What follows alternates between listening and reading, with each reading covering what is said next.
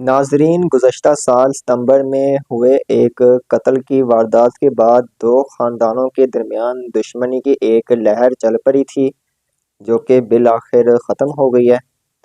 میں بات کر رہا ہوں ٹیفی بٹ کے بہنوئی جاوید بٹ کی، جس کو گزشتہ سال ستمبر کے شروع میں ہی قتل کیا گیا تھا کینال روڈ پر، اور اس کے بعد دو خاندانوں کے درمیان اختلافات میں شدت آ گئی ہوئی تھی۔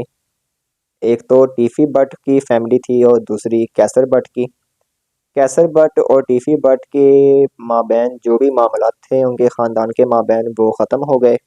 ٹیفی بٹ کے بہنوئی جاوید بٹ کے مرڈر کے بعد اس کے بیٹے کی مدعیت میں جو ایف آئی آر درج کروائی گئی تھی اس میں ٹیپو ٹرکاں والا فیملی کے دو افراد کو نامزد کیا گیا، امیر بلاچ کے بھائی امیر موصب اور امیر فتح کو، ٹھیک ہے، اور ساتھ ہی ساتھ ان کے قریبی ایک ساتھی کیسر بٹ کا بھی نام جو تھا اس میں شامل کیا گیا۔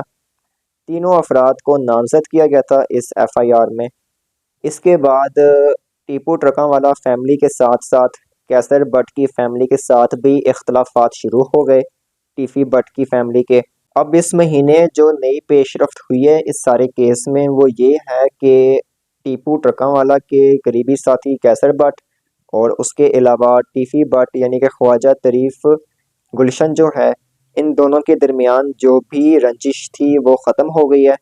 تقریباً 2 دن سے ہی ایک کوشش کی جا رہی تھی دونوں خاندان کے درمیان صلح کروانے کی، جو کہ کامیاب رہی، اور ٹیفی بٹ کی فیملی اور کیسر بٹ کی فیملی کے درمیان جس شخص نے صلح کروائی ہے وہ لاہور کے ایک صوبائی وزیر ہیں جن کا نام شوکت سہیل بٹ ہے۔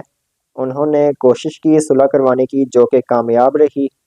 اب ایک طرف یہ بھی کوشش کی جا رہی ہے کہ کسی طریقے سے ٹیپو ٹرکاں والا فیملی اور ٹیفی بٹ کی فیملی کے درمیان بھی صلح کروا دی جائے، جو کہ آپ کو پتہ ہے کہ کافی عرصے سے ان کے درمیان دشمنیاں چل رہی ہیں، اختلافات چل رہی ہیں، اور جو امیر بلاچ ٹیپو کا مرڈر ہوا اس کے بعد اس دشمنی کے اندر اور شدت آ گئی تھی۔ یہ اب تک سب سے بڑی پیش رفت ہوئی ہے اس سارے معاملے میں۔ لوگ کمنٹ سیکشن میں لازماً اپنی رائے سے آگاہ کیجیے گا قیمتی، ٹھیک ہو گیا۔ مجھے جیسے ہی مزید کوئی اور اپڈیٹ ملتی ہے اس سارے کیس کے متعلق تو وہ بھی انشاءاللہ آپ سے میں لازماً شیئر کروں گا، ٹھیک ہو گیا۔ تب تک آپ لوگ اپنی دعاؤں میں یاد رکھیں اور مجھے اجازت دیجیے۔ اللہ نگہبان۔